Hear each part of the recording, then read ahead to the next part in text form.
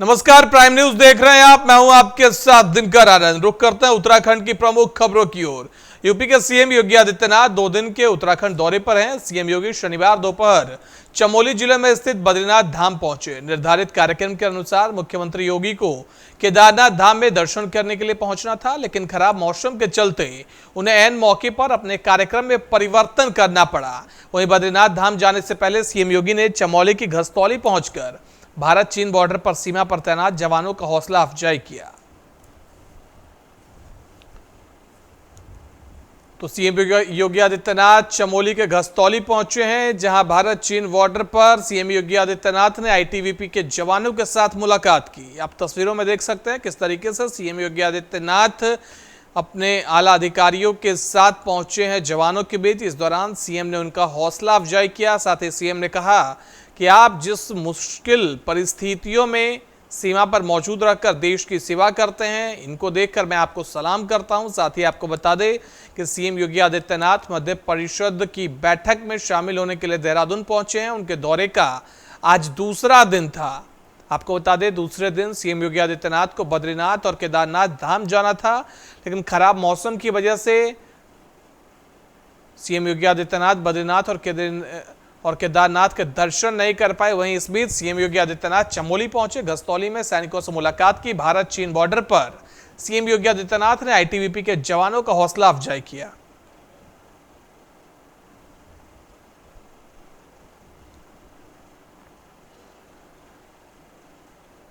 केंद्रीय गृह मंत्री अमित शाह आज बीजेपी मुख्यालय पहुंचे, जहां उनका प्रदेश अध्यक्ष महेंद्र भट्ट ने स्वागत किया। बता दें कि लोकसभा चुनाव के मद्देनजर अमित शाह सक्रिय नजर आ रहे हैं, जिसको लेकर उन्होंने प्रदेश मुख्यालय पर एक बैठक की, जिसमें उन्होंने पदाधिकारियों से संगठनात्मक गतिविधियों के साथ ही सोशल मीडिया टीम के परफॉर्मेंस का आकलन किया। तो आपको बता दें कि केंद्रीय गृह मंत्री अमित शाह उत्तराखंड दौरे पर हैं। मध्य क्षेत्रीय परिषद की बैठक की आज उन्होंने अध्यक्षता की। इसके बाद अमित शाह बीजेपी प्रदेश मुख्यालय पहुंचे। इस दौरान उनका बीजेपी प्रदेश अध्यक्ष महेंद्र भट्ट ने स्वागत किया। साथ ही इस दौरान उन्होंने सोशल मीडिया पर अवेयर रहने को कहा। लोकसभा चुनाव के मद्देनजर लगातार बीजेपी सक्रिय है। इसी के मद्देनजर अमित शाह ने आज बीजेपी प्रदेश मुख्यालय का दौरा किया। महेंद्र भट्ट ने उनका स्वागत किया। इस दौरान उन्होंने सोशल मीडिया अवेयरनेस को लेकर अपनी चर्चा की, इसका राय रखा।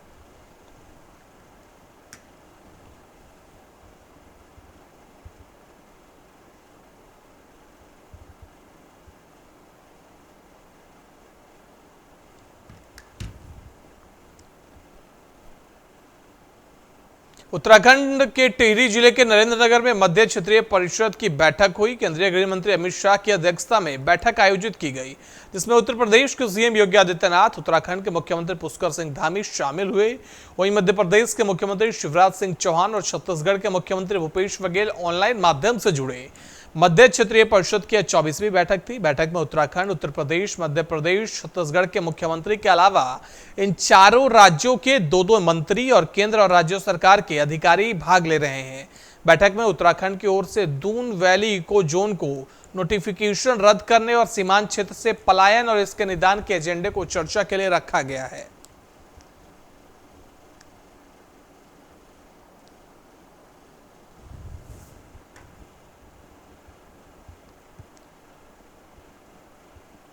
उत्तराखंड की राजधानी देहरादून में केंद्रीय गृह मंत्री अमित शाह देहरादून में आयोजित 49वीं अखिल भारतीय पुलिस विज्ञान कांग्रेस में शामिल हुए। इसके बाद उत्तराखंड के मुख्यमंत्री पुष्कर सिंह धामी ने कहा कि राज्य में वन संपदा 71% से अधिक है, इसलिए मेरा सुझाव है कि वनों की सुरक्षा में लगे वन कर्मियों को अत्याधुनिक शस्त्र चलाने और अर्धसैनिकों की भांति उनको भी ट्रेनिंग की आवश्यकता है। मेरा सुझाव है कि इस पर चिंतन किया जाए।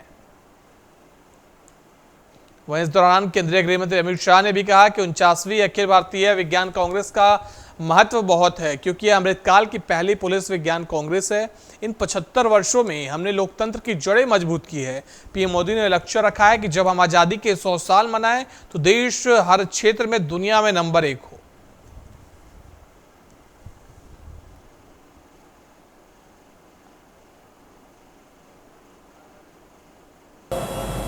कि 49वीं अखिल भारतीय पुलिस विज्ञान कांग्रेस का अपने आप में एक बहुत महत्व है, क्योंकि ये हमारी अमृत काल की सबसे पहली पुलिस विज्ञान कांग्रेस होने जा रही है।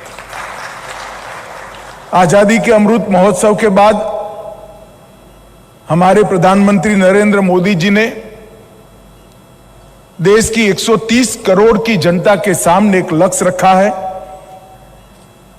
कि 75 साल में हमने दुनिया में कई क्षेत्रों के अंदर बहुत अच्छा किया है। और सबसे बड़ी बात है कि 75 साल में हमने हमारी डेमोक्रेसी के रूट्स पाताल से भी गहरे प्रस्तापित किए, सफलतापूर्वक प्रस्तापित किए। परंतु ये 75 साल से 100 साल 15 अगस्त 2047 जब देश की आजादी की शताब्दी मनाई जाएगी, उसको उन्होंने अमृत काल का नाम दिया है। जब इस देश की आजादी शताब्दी मनाई जाएगी 15 अगस्त 2047 में, उस वक्त हरेक क्षेत्र के अंदर विश्व भर में भारत सर्वप्रथम हो, ऐसे भारत का निर्माण हमने करना। और अगर ये करना है, उसको सिद्ध करना है, तो हर क्षेत्र के अंदर परिश्रम की पराकाष्ठा करनी पड़ेगी। परंतु इसकी पहली शर्त है कि भारत के अंदर कानून और व्यवस्था, आंतरिक सुरक्षा और हमारी सीमाओं की सुरक्षा को चौक चौबंद करना पड़ेगा। क्योंकि जहां तक आंतरिक सुरक्षा और सीमाओं की सुरक्षा ठीक नहीं कर सकते, कोई भी देश विकास नहीं कर सकता। विकास के सारे पैमानों की पहली शर्त है कि कानून और व्यवस्था की स्थिति ठीक हो, कानून और व्यवस्था की स्थिति अच्छी हो। और इसके लिए आजादी के अमृत महोत्सव के वर्ष के अंदर ढेर सारे परिवर्तन भारत सरकार के गृह विभाग ने किए हैं। और ये जो समय अब से शुरू हो रहा है, अमृत काल की शुरुआत से, वो परिवर्तनों को जमीन पर उतारने का और इसके सुफल देश को देने का समय है। तो इस दृष्टि से पुलिस कांग्रेस जो है, पुलिस विज्ञान कांग्रेस जो है, इसका बहुत महत्व है। मैं थोड़े समय के बाद आपको बताऊंगा कि ढेर सारे परिवर्तन हमने 2019 से लेकर 2023 तक करे हैं। भारत सरकार के गृह मंत्रालय से लेकर अंतिम पुलिस थाने तक इसको जमीन पर उतारने का पूरा खाका ये आने वाली पुलिस कांग्रेस के अंदर आप लोगों के सामने रखा जाएगा। ये पुलिस कांग्रेस के अंदर 6 विषय आप लोगों ने निर्धारित किए हैं। 5G युग में पुलिसिंग, नारकोटिक्स, एक गेम चेंजिंग दृष्टिकोण, सोशल मीडिया की चुनौतियां, सामुदायिक पुलिसिंग, आंतरिक सुरक्षा की चुनौतियां, पुलिस और सीएपीएफ के बीच में समन्वय, मतलब सीमाओं की सुरक्षा। ये सारे विषय एक प्रकार से आंतरिक सुरक्षा, कानून और व्यवस्था और सीमाओं की सुरक्षा को इन टोटो कंप्लीट कवर करने वाले विषय हैं। और अमृतकाल के दौरान अखिल भारतीय पुलिस विज्ञान कांग्रेस की मेजबानी करना और आप सबका आतिथ्य करना, ये उत्तराखंड राज्य के लिए गर्व का विषय है। और हमारे लिए आज यह भी हर्ष का विषय है कि आज ही के दिन जहां मध्य क्षेत्रीय परिषद की बैठक संपन्न हुई और यहाँ पुलिस का भी बड़ा मंथन कार्यक्रम यहाँ पर हो रहा है, इसके लिए मैं आज आदरणीय गृह मंत्री जी को विशेष रूप से उनका आभार व्यक्त करना चाहता हूँ कि आज ही के दिन हमको दो महत्वपूर्ण कार्यक्रम और ये कहीं ना कहीं हमको ये दायित्व दिया, इसके लिए हमारे प्रदेश को चुना। आदरणीय प्रधानमंत्री जी ने आगामी 25 वर्षों के लिए भारत को विकसित राष्ट्र बनाने का जो लक्ष्य निर्धारित किया है, जिसके लिए हर क्षेत्र में प्रगति हो, उसमें हमारी पुलिस भी है। इसलिए पुलिस बलों की क्षमता के विकास हेतु इस प्रकार के आयोजन निश्चित रूप से बहुत ही महत्वपूर्ण हो जाते हैं वर्तमान परिदृश्य में। अपराध और अपराधी जो पारंपरिक अपराधियों के द्वारा निरंतर किए जा रहे हैं, अतः पुलिस बल को भी कहीं न कहीं इन सब से निपटने के लिए, इन सब से दक्ष होने के लिए तकनीकी व मानसिक दक्षता के साथ जो उन्नत तकनीकी है तथा सक्षम माध्यमों से कहीं न कहीं सुसज्जित होने की आवश्यकता है। इस संबंध में आदरणीय गृह मंत्री जी के नेतृत्व में भारत की सरकार द्वारा राज्य सरकारों को विशेष रूप से लगातार सहायता देने का काम भी हो रहा है और बड़ी बड़ी मंथन बैठकें लगातार पुलिस को सशक्त करने की दिशा में हो रही है। मुझे आशा है कि आज पुलिस कांग्रेस के माध्यम से आप सभी व्यापक विचार विमर्श और सार्थक चर्चाओं द्वारा पुलिसिंग तथा आंतरिक सुरक्षा के अतिरिक्त साइबर सिक्योरिटी, डेटा थेफ्ट की रोकथाम हेतु महत्वपूर्ण सुझाव इसमें प्रस्तुत करेंगे। आप सबका जो मंथन होगा, उत्तराखंड पुलिस ने साइबर अपराध की रिपोर्टिंग के लिए ई सुविधा मामलों के त्वरित निस्तारण बल देने के साथ ही जन जागरूकता अभियानों से जनता को भी लगातार सचेत करने का काम किया है। लोगों को सुविधा प्रदान करने हेतु उत्तराखंड पुलिस ने विभिन्न एप्लीकेशंस लॉन्च किए हैं, जिनके द्वारा प्रभावी पुलिसिंग की व्यवस्था सुनिश्चित हुई है। उत्तराखंड पुलिस द्वारा ऑपरेशन मुक्ति के तहत ऐसे बच्चे जो स्कूल जाने के बजाय भीख मांगने, कचरा इकट्ठा करने तथा अन्य छोटे काम करने के लिए मजबूर थे, उनकी पहचान करने के लिए एक समर्पित टीम उत्तराखंड पुलिस ने तैयार की है और इस कार्यक्रम के तहत हजारों बच्चों का पुनर्वास बात की कमर तोड़ने का आह्वान करते हुए राष्ट्रीय आंतरिक सुरक्षा नीति बनाए जाने की बात कही थी। और आपके नेतृत्व में चाहे आज आतंकवाद हो, नक्सलवाद हो या जिहाद हो, आतंकवाद लगभग देश के अंदर उसका सफाया हो गया है। उत्तराखंड में वन संपदा 71% से अधिक है और पूरा राज्य एक तरह से वनों से आच्छादित राज्य है।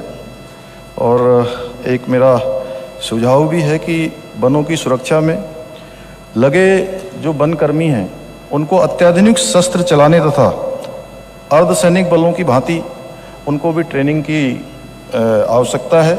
इसके साथ ही मेरा मानना है कि सीमांत क्षेत्रों की सुरक्षा के लिए पुलिस को और आधुनिक संसाधनों से सुसज्जित करना होगा, क्योंकि हमारा देश हमारा राज्य अंतर्राष्ट्रीय सीमाओं से भी लगा है। ऐसी स्थिति में सीमा पार से होने वाली अवैध तस्करी, अवैध हथियारों की तस्करी, मानव तस्करी, ड्रग्स की तस्करी जैसी समस्याओं को रोकने के लिए पुलिस की भूमिका और महत्वपूर्ण हो जाती है। इस संबंध में भी मेरा सुझाव होगा कि आप सब लोग इस चिंतन में, अपने मंथन में इसको भी जरूर अवश्य इसको सम्मिलित करेंगे। उत्तराखंड की पुलिस आंतरिक सुरक्षा के साथ ही प्राकृतिक आपदाओं तथा धार्मिक पर्यटन में भी जो एक बड़ी यात्रा होती है, और इस वर्ष जो हमारी चारधाम यात्रा लगभग 1.5 माह की अभी बची हुई है, और इस यात्रा में जहां बर्फबारी और बारिश लगातार होती रही, उसके बावजूद भी पिछले वर्ष का जो 46 लाख का तीर्थयात्रियों का आंकड़ा था, उसको इस वर्ष वो आंकड़ा पार हो गया है। 46 लाख से ज़्यादा तीर्थयात्रियों ने अभी तक दर्शन कर लिए हैं। रुड़की नगर निगम में पिछले कई सालों से संविदा पर कार्य कर रहे सफाई कर्मियों ने नगर आयुक्त कार्यालय के बाहर अनिश्चितकालीन धरने पर बैठ गए हैं। कर्मचारियों का कहना है कि पिछले दिनों ठेकेदार और नगर आयुक्त की मिलीभगत से उनके प्राइवेट फंड को डकार लिया गया, जिसकी अभी तक जांच तक नहीं कराई गई। वहीं धीरे धीरे 150 कर्मचारियों के खिलाफ साजिश कर उन्हें बाहर का रास्ता दिखाए जाने का काम किया जा रहा है, जिसे कतई बर्दाश्त नहीं किया जाएगा। वहीं उन्होंने यह भी कहा कि अगर उनकी मांगे नहीं मांगी जाती है तो उनका धरना अनिश्चितकालीन तक जारी रहेगा।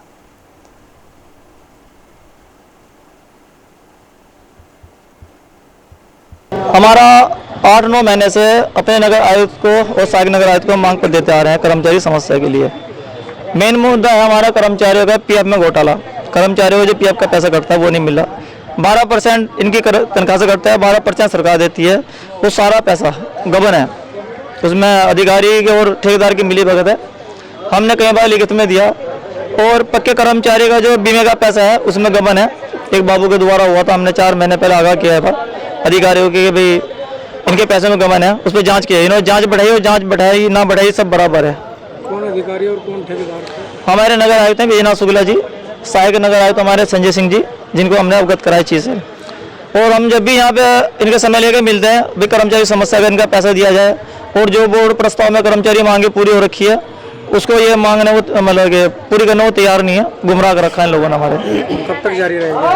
आज हमारा पहला दिन है, अगर हमारी मांगे पूरी नहीं होती तो हम यहाँ लगातार बैठे रहेंगे जब तक हमारी मांग पूरी नहीं होगी। किच्चा के पलवट्टा थाना क्षेत्र में कल हुए मर्डर का खुलासा आज पुलिस ने कर दिया। इस दौरान घटना में लिप्त 4 अभियुक्त को भी पुलिस ने दबोच लिया है। मामले का खुलासा करते हुए एसपी सिटी मनोज कत्याल ने बताया कि किच्चा के 4 बीघा सिरो कला में गोश्त के 200 रुपए को लेकर 2 पक्षों में विवाद हुआ था। विवाद के दौरान लईक नाम के युवक ने साथियों के साथ मिलकर रफीक पर कुल्हाड़ी से जानलेवा हमला कर दिया। इस दौरान आनन फानन में रफीक को सरकारी स्वास्थ्य केंद्र किच्चा लाया गया, जहां चिकित्सकों ने उसे मृत घोषित कर दिया।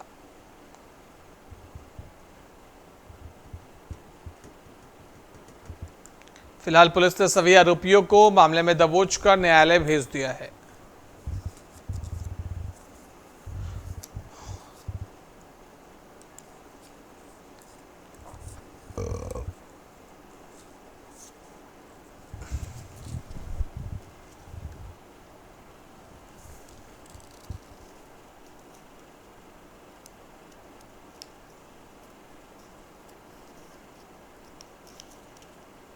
जिस घटना में 6 तारीख को 2 पक्षों के बीच में झगड़ा हुआ और उसमें एक व्यक्ति की मृत्यु हो गई, और इस मृत्यु में क्योंकि ये मर्डर का मामला था और डे लाइट मर्डर था, और माननीय मुख्यमंत्री महोदय और पीएचक्यू से लगातार निर्देश प्राप्त होते रहते हैं कि उत्तराखंड को अपराध मुक्त और भय मुक्त बनाना है, तो इस घटना को एक चैलेंज के रूप में लेते हुए तत्काल इसमें सुसंगत धाराओं में हम लोगों ने अभियोग पंजीकृत किया, और इसमें घटना की गंभीरता के दृष्टिगत सीओ किच्छा और एसओ पुलवट्टा और चौकी इंचार्ज बरा के नेतृत्व में टीमों का गठन किया।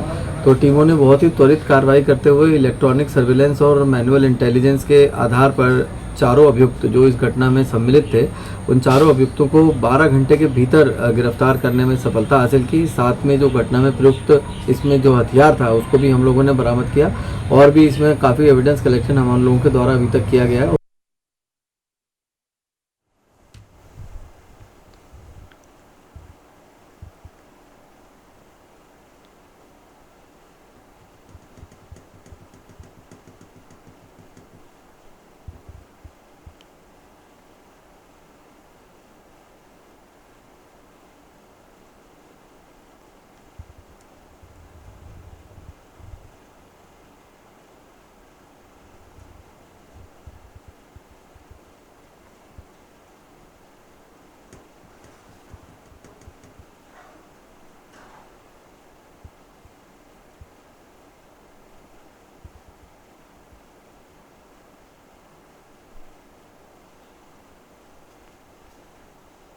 रुड़की में धड़ल्ले से दुकानदार पटाखों का अवैध भंडारण कर रहे हैं, जिससे शहर में कभी भी बड़ा हादसा हो सकता है।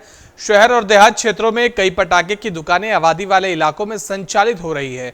बता दें कि बीते दिनों रुड़की में आबादी वाले इलाके में एक पटाखे के गोदाम में आग लग गई थी, जिससे 3 लोगों की मौत हो गई थी। साथ ही पिरान में भी हादसा हो चुका है, लेकिन अब भी कई लोग मुनाफा कमाने के लिए लोगों की जिंदगी के साथ खिलवाड़ कर रहे हैं। इस मामले में एसपी देहात ने सभी थानों एफआईआर स्टेशनों को निर्देशित करते हुए कहा है कि सभी पटाखों के अवैध भंडारण विक्रय के संबंधों में जानकारी रखिए और अतिरिक्त सतर्कता बरतें। देखिए, इस संबंध में जो हमारे फायर के अधिकारीगण हैं और जो फायर की टीम है, सभी फायर स्टेशनों को और उनके अधिकारी कर्मचारी गणों को निर्देश दे दिए गए हैं कि वे लगातार सतर्क दृष्टि बनाए रखें। साथ ही संबंधित थाने को भी ये निर्देशित किया गया है कि वे इस दृष्टि से अतिरिक्त सतर्कता बरतें, और जहां कहीं भी कोई वैल्यूएबल इनपुट मिलता है उस पर तत्काल प्रभावी कार्रवाई करें, जिससे कि दूसरे लोग इस तरह की कोई स्थिति उत्पन्न ना करें। निवारक प्रिवेंटिव की कार्रवाइयाँ पहले से अमल में लाई जाएँ। साथ ही आम जनता से भी अपील की जाती है कि वे इस तरह की किसी भी सूचना को अगर वे स्वयं आगे नहीं आना चाहते तो अपना नाम और अपनी पहचान गोपनीय रखते हुए सूचित करें। उनकी पहचान उजागर ना होने देना हमारा प्राथमिक दायित्व है, और यह पूर्णतः सुनिश्चित किया जाएगा। जनहित में जो कुछ भी आवश्यक हो सकता है वो करने के लिए हम लोग प्रतिबद्ध हैं। कहीं भी कोई अवैध विस्फोटकों के, पटाखों के भंडारण की कोई अगर सूचना है तो पुलिस से अवश्य साझा करें, इसमें सभी का हित है। जोशीमठ प्रखंड के हेलंग उर्गम वर्की मोटर मार्ग पर तेज रफ्तार गाड़ी खाई में गिर गई, जिस दौरान गाड़ी चालक की मौके पर ही मौत हो गई। वहीं 2 लोग गंभीर रूप से घायल हो गए, जिन्हें इलाज के लिए अस्पताल में भर्ती कराया गया। सूचना मिलते ही थाना जोशीमठ से एएसआई संजय सिंह नेगी, मैं police force, SDRF, rescue team बचाव उपकरणों के साथ घटनास्थल पर पहुंची और आगे की कार्रवाई में जुट गए हैं।